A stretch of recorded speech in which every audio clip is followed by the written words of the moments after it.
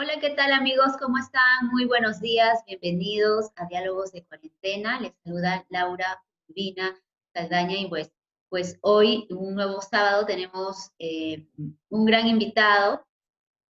Hace poco acaba de publicar una crónica bajo el Huáscara. Estamos hablando de Alex Cordero Huizano, periodista y escritor de Huaraz. ¿Cómo estás, Alex? Muy buenos días, bienvenido. Laura, muy buenos días. Muchas gracias por la invitación. Ujú. Bueno, vamos a hablar acerca de tu nuevo trabajo, tu nueva entrega.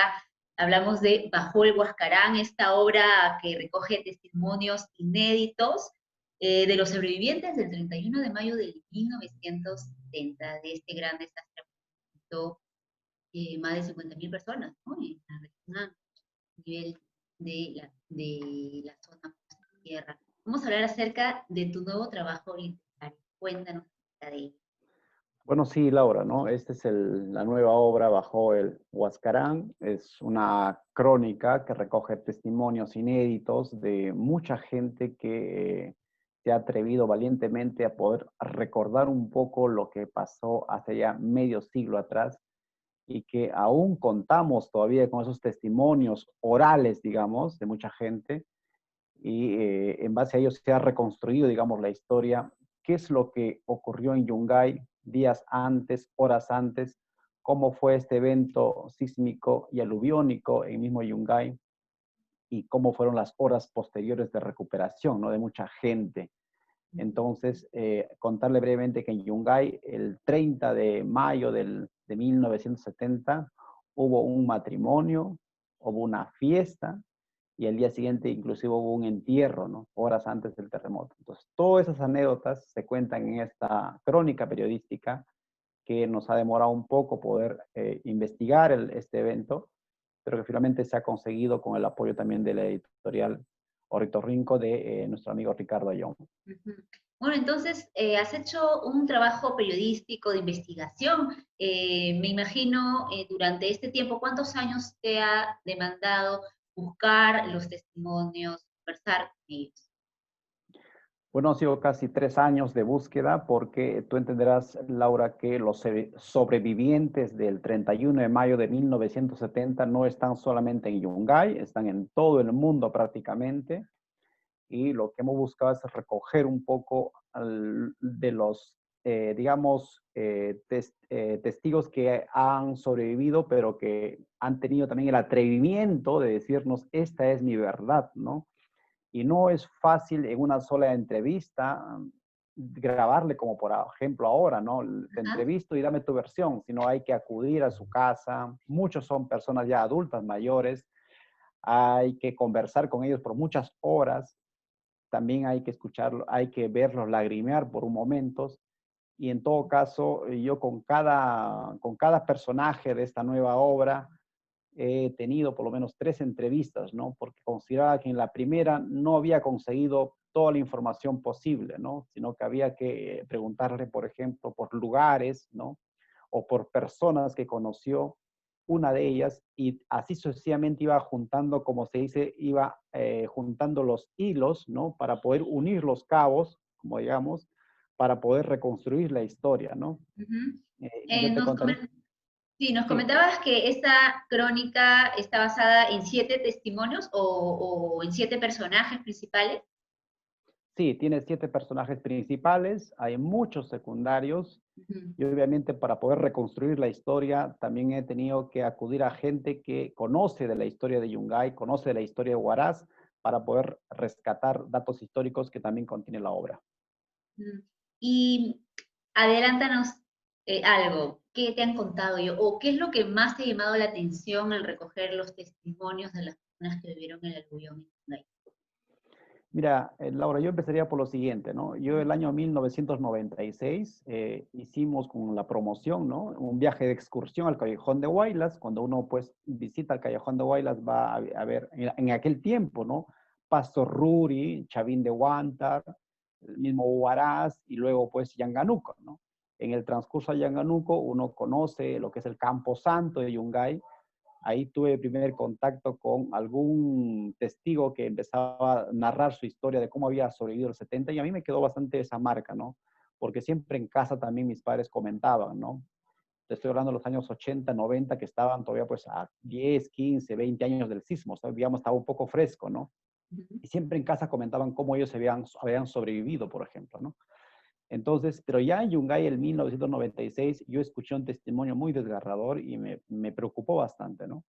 Y más aún ya cuando he estado en un cargo público, ¿no? El año 2017, fui por una actividad oficial a Yungay y luego en la conversación, me acuerdo muy claramente, un teniente gobernador nos cuenta su historia, cómo él había sobrevivido y eso sí a mí me impactó. Me dije, ¿no? Digo, wow, ¿y esto por qué no está contado, no? ¿Por qué esto no está en un libro, no está en una revista actualizada, digamos? Porque sí es cierto, hay muchos libros, hay muchos manuscritos de la época, de los 80, 90, pero que no han de repente seguido teniendo vigencia hasta la actualidad, ¿no? Entonces eso sí me, digamos, como que me picó el bichito de poder investigar un poco más. Y así llegué a conocer al profesor Juan Arteaga, ¿no? Loza, que es uno de los sobrevivientes. Él tenía 28 años en aquel entonces, era docente, recién había vuelto de la Universidad Nacional de Trujillo, había regresado a Yungay y era docente del Colegio Santa Inés, ¿no? Un colegio emblemático en Yungay. Y yo conocí a él el 2017, le hice una primera entrevista y me quedé impactado, ¿no? Con todo lo que me narró él. Así que, según me contó el profesor Juan Arteaga, empezaba a buscar a los personajes porque él era joven, una persona muy lúcida, conocía muy bien Yungay antiguo, y empecé a buscar a los demás personajes de su historia misma de él para poder, ¿no? Hilar la historia nuevamente. Y él se salvó pues en el centro de Yungay, ¿no? Del terremoto. Sin embargo, gracias a su habilidad, digamos, tuvo una carrera espléndida esa tarde para poder salvarse, ¿no? Porque en 4 minutos, 5 minutos, dicen los especialistas de hoy en día, habría llegado el aluvión a Yungay, ¿no? Entonces, gracias a Juan Arteaga es que yo empecé a escribir esta historia. Luego conocí a Herbert Béjar, que es otro personaje, un adolescente de 14 años que también logró salvarse. Conocí a Luzmila Vilcarina, una madre de familia tenía un hijito y estaba embarazada de su segundo hijito. Y también pude entrevistarla una, dos, tres veces igual hasta poder arrancarle, ¿no? Todo el sentimiento que habían tenido ellos. Y finalmente, Redes, Vergara, y con él sí entendí que la historia estaba casi completa, ¿no? Para poder entender que había una historia rica por poder contarla, ¿no? Creo que esos... Y si tú me preguntas algo que te haya marcado, Alex, en toda esta investigación, es que yo he encontrado información fidedigna de que el año 1954, Laura, cuando los hermanos Yanak coronaron por primera vez el Huascarán, el grupo que acompañó a los hermanos Yanak eran también huaracinos y caracinos, había algunos jóvenes, y ellos describieron que habían grietas en el Huascarán, el año 54. Fíjate, y el año 62, el 10 de enero de 1962, se produjo el aluvión de Ranraírca, que sepultó la ciudad de Ranraírca, el 62. Ese mismo año, dos investigadores estadounidenses escalaron el pico norte del Huascarán, ¿no? Y está documentado, y advirtieron al gobierno de turno, obviamente era un gobierno militar, que podrían desprenderse un gran bloque de hielo del Huascarán, ¿no? Pero ¿para qué lo dijeron, no? Porque el gobierno rápidamente los amenazó, ¿no? Si no se retractaban, que los iban a detener. Así que estos investigadores estadounidenses huyeron del país, se sometió a un debate en la Plaza de Armas de Yungay a través de un cabildo abierto que había antes, no, ahora son audiencias públicas, ¿no? En aquel entonces eran cabildos abiertos, se sometió a un cabildo abierto y los declararon personas no gratas a los científicos, ¿no? En la Plaza de Armas de Yungay. O sea, Y no, el no año les 60, tomaron el interés que se debía, ¿no?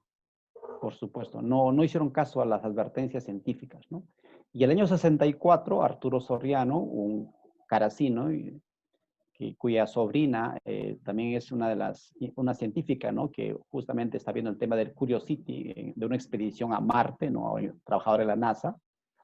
Arturo Soriano, que es el tío de esta investigadora hoy en día, peruana estadounidense, él escala al Huascarán con un grupo también de escaladores huaracinos y caracinos y advierten que efectivamente lo que habían dicho ya los investigadores estadounidenses se estaba cumpliendo, ¿no? Que había una distancia de 2 metros que se estaba separando un bloque enorme, ¿no? De la roca maciza del Huascarán se estaba desprendiendo. Y entonces el gobierno de turno, cuando esta información llegó a la prensa a la última hora, ahí está el recorte del Diario Expreso, el Comercio, entre otros medios de comunicación de la época, advirtieron que lo que estaba ocurriendo, el gobierno de turno mandó a hacer una investigación a través del Comité de Lagunas y Glaciares de aquella época, pero nunca arribaron a ninguna conclusión, ¿no?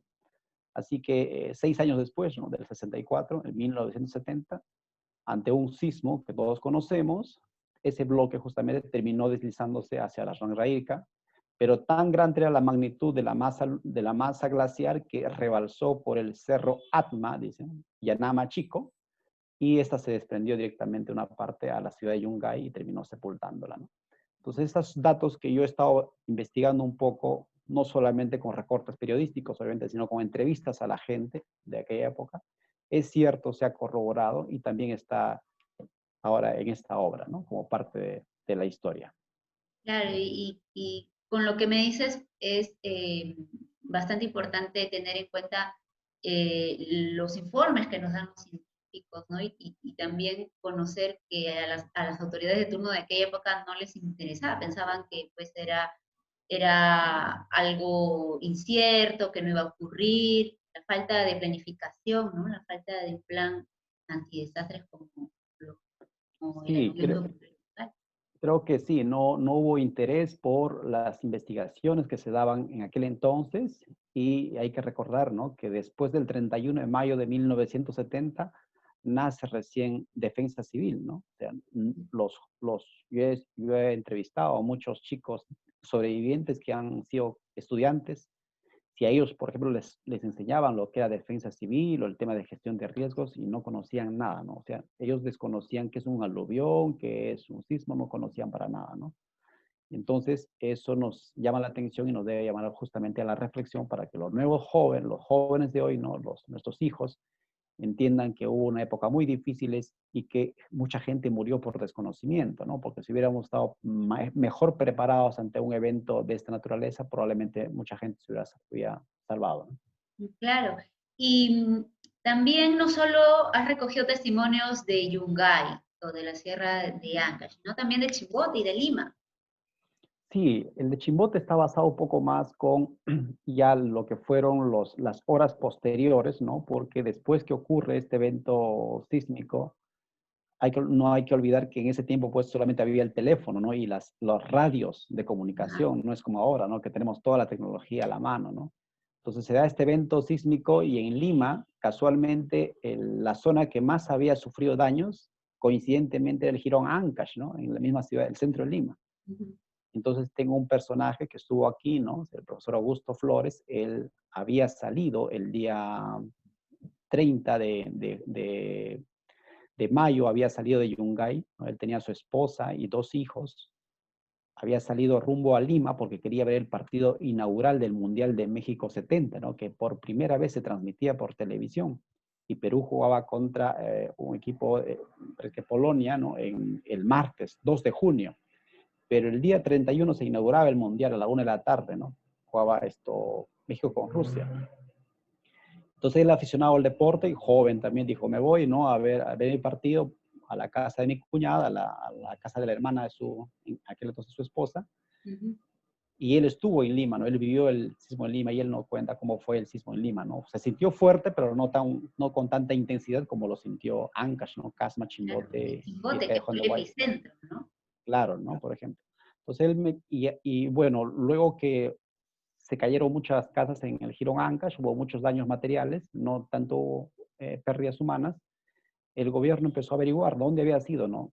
El epicentro, ¿no? Y recién en la noche del 31 de mayo dan con que la peor parte del sismo lo llevaba al norte del país. Tampoco sabían que era el Callejón de Huaylas, no sabían que Huaraz había colapsado tampoco, por ejemplo.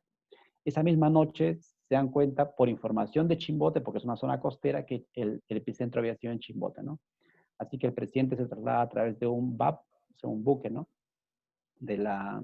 ¿Cómo se llama? De la Marina de Guerra, se traslada a Chimbote esa misma madrugada, y es ahí como cuento yo la historia de qué manera llega Juan Velasco Alvarado, llega a Chimbote, cómo es que atiende, y él ahí entiende la magnitud de la desgracia que dice, no, esto es inaceptable, es demasiado, dice, no, es muy grande el dolor. Y para Sí, ello tuve sí. que recurrir a a un oficial que ya está muy viejito también, nos ha podido contar cómo fueron esos momentos cuando llegó el presidente y que se empezaban a organizar las ollas comunes el 1 de junio en Chimbote, no había energía eléctrica y empezaron a llegar el primer reporte de que el tema no era Chimbote, ¿no? El tema era mayormente en Huaraz. Tampoco sabían que Yungay había desaparecido ese rato, por ejemplo. Entonces el presidente dice, bueno, pues vayamos a Lima con todos los heridos que hay, pero entonces manden más los barcos, ¿no? Porque ese tiempo era barcos, ¿no? Y recién llegando a Lima, él declara, ¿no? Que como, hoy lo conocemos como etapa 4, cuando dice, no voy a poder solo, ¿no? Que venga la ayuda extranjera porque esto es demasiado, ¿no?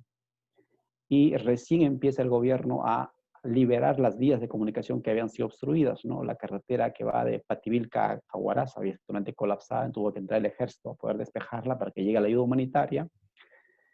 Y empezó recién el 1 de junio es que se da la alerta internacional y ese día recién todos los países conocen que la magnitud es muy grande y empiezan a enviar ayuda humanitaria y solidaria, digamos, ¿no? Para poder atender a Ancash, ¿no? Claro, todos esos datos interesantes vamos a poder conocer en tu obra Bajo el Huascarán, que es editado por Ornitorrinco Editores, ¿no? De nuestro colega y también escritor Ricardo Ayón. Así es, yo le doy gracias a Ricardo porque se lo pasé el texto y me dijo, me parece una obra muy interesante, Alex, hay que publicarla. Planificamos para el mes de mayo, sin embargo, por el tema de la pandemia no pudimos hacer la realidad, ¿no? Es comprensible, las imprentas han estado cerradas en Lima, ¿no? El texto ha estado listo ya desde abril, pero que ahora sí ya ha visto la luz y obviamente para el alcance de todas las personas que desean conocer un poco más. Reitero, no es el único libro, hay muchos libros sobre el tema de lo ocurrido en 1970 y yo simplemente quería reconstruir con algunos testimonios, ¿no? Con unos personajes para darle vida, ¿no? La intención es que los jóvenes, los lectores de hoy conozcan un poco a través de testimonios propios, ¿no? Qué es lo que ha ocurrido. Y es que en Yungay no solamente contamos la desgracia, ¿no? Sino también en este libro contamos cómo era Yungay realmente, de qué vivía, a qué se dedicaba, cómo era el turismo de aquel entonces, y también graficamos un poco que Yungay, Laura, era la segunda ciudad más importante, ¿no? de Ancash. Recién Chimbote estaba en pleno auge, crecimiento, pero Yungay era, pues, como dice, era la niña de los ojos, ¿no? De Ancash, ¿no? Por algo el sabio Antonio Raimondi lo había titulado como Yungay Hermosura, ¿no? Entonces, todos esos detalles también se cuentan en esta crónica. ¿Y acompañan algunas fotografías de la época? Sí, claro, hay fotografías de la época, ¿no? De cómo era Yungay, ¿no?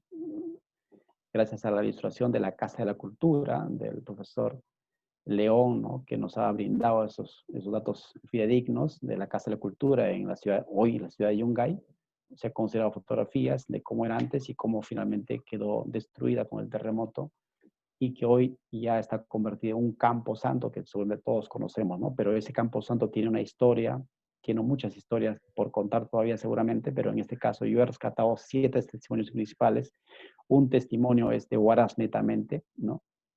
De un periodista que todos lo conocen, el señor Fernando Granda Benítez, reconocido periodista corresponsal de muchos medios de comunicación nacional, y que él se atrevió a contarme su historia, cómo fue que pasó, ¿no? Él estuvo en Yungay el día 30 y el 31 vivió el sismo también en Huaraz, ¿no? O sea, no solamente el sismo se vivió en Huaraz y Yungay, también en Chimbote, ¿no? Y en Chimbote lo que trato de narrar es ya cómo fue la otra parte, ¿no? El día a día, cómo es que las casas también se hundieron, las pistas colapsaron, no con que lo diga yo, porque seguramente ni yo ni tú estábamos, ¿no? Pero sí en base a testimonios que han sido hoy muy importantes para mí, ¿no? Va a ser una gran oportunidad para los jóvenes, para todas las personas que no vivimos, ¿no?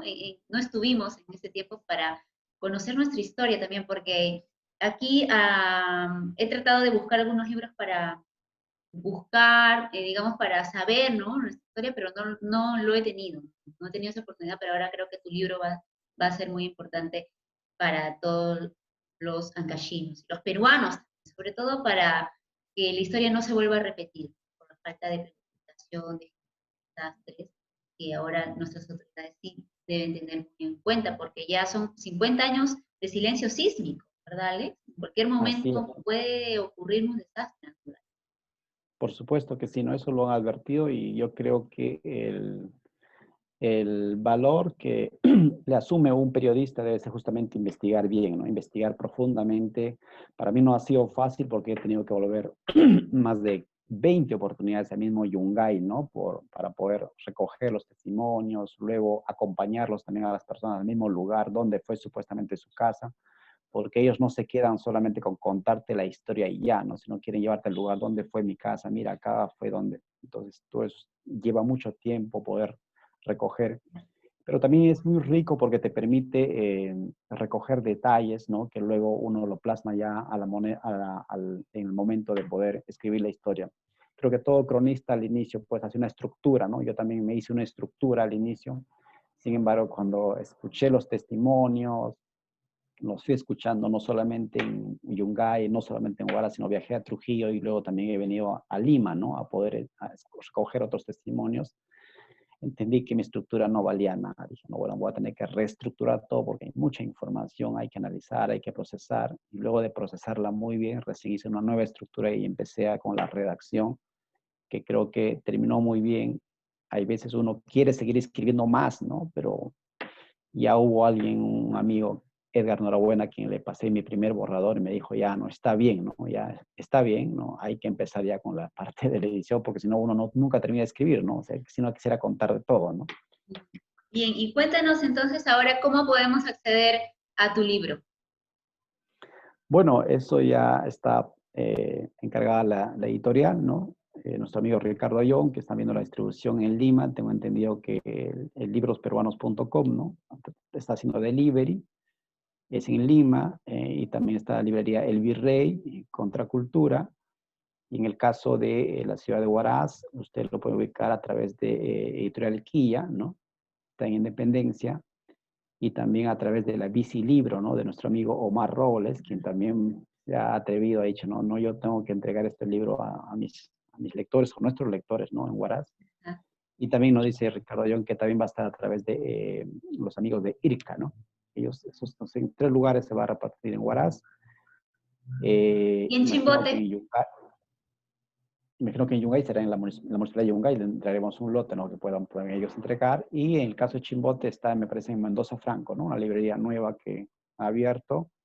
Y Ricardo me comentó que va a estar por ahora en Chimbote, en ese lugar, ¿no? Esperemos que más adelante, para los amigos que también ahora están con la nueva tecnología, la nueva tendencia, a través del e-books, querrán leerlo digitalmente, lo promocionaremos en un portal, ¿no? Para que puedan descargarlo.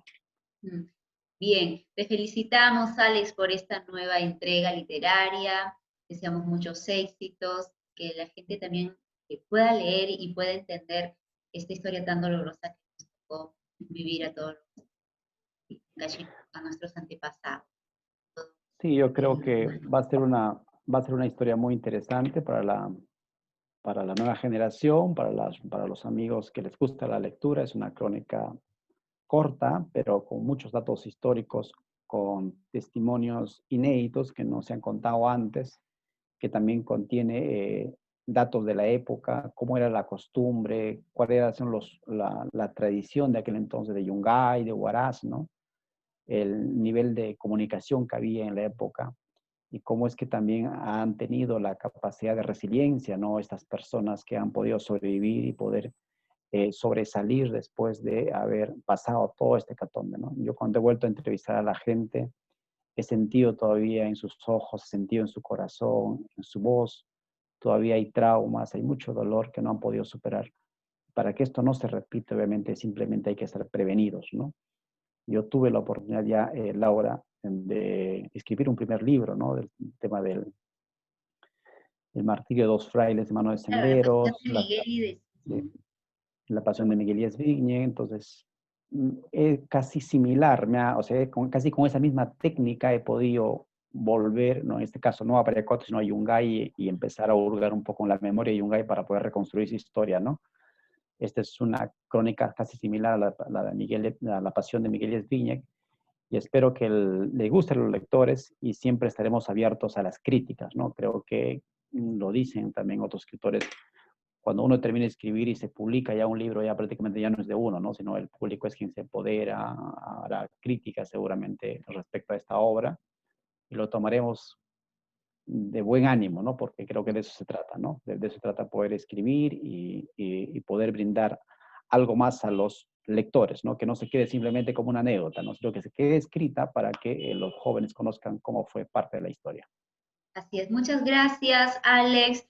Sabemos que también tu obra va a ser, va a llegar hasta la feria de Piura. Sí, hoy día nos acaban de confirmar que este domingo 18 vamos a presentar la obra Bajo el Huascarán en la Feria del Libro de Piura, ¿no? Que este año se hace de manera virtual, y para ese entonces nos va a acompañar Ricardo Ayón, así como Omar Robles, quien ha escrito el prólogo de esta crónica. Nos van a acompañar en la presentación de esta obra, donde brindaremos, obviamente, mayores detalles, estimada Laura. Ajá, muy bien, entonces vamos a estar pendientes de la presentación de tu libro en la Feria del Libro de Piura. Me imagino que se va a difundir a través de Facebook, ¿verdad? Sí, a través del Facebook seguramente lo haremos a conocer para que la gente pueda conocer más detalles, y a los amigos que nos están viendo en Chimbote, en esta librería Mendoza Franco, me parece que se llama, va a estar expuesta ya los próximos días, y esperamos, ¿no? Esperamos que tenga la acogida de vida. Eso es lo único que nos hace quienes escribimos, ¿no? Que el lector se apropie de la historia, conozca un poco más de nuestro departamento. Hay mucho por escribir todavía en Ancash, y creo que estamos dando nuestro granito de arena nosotros en este caso. Muy bien, gracias Alex, te felicitamos, muchos éxitos y a seguir escribiendo, ¿no? Porque gracias a Dios nuestros escritores de Ancash han tomado este tiempo para poder regalarnos estas obras, ¿no? Que van, te aseguro, a ayudar a sobrellevar este tiempo difícil. Desde aquí un gran abrazo, seguimos resistiendo todos los ancashinos en esta pandemia, estamos seguros que vamos a superarla muy pronto, siendo más responsable, ¿no? Bueno, nosotros nos despedimos, amigos, volvemos el próximo sábado y ya saben, un gran abrazo a todos, fuerza, y estamos seguros de que pronto, pronto vamos a superar esta sanitaria que nos afecta a todos. Bueno, muy buenos días, permiso.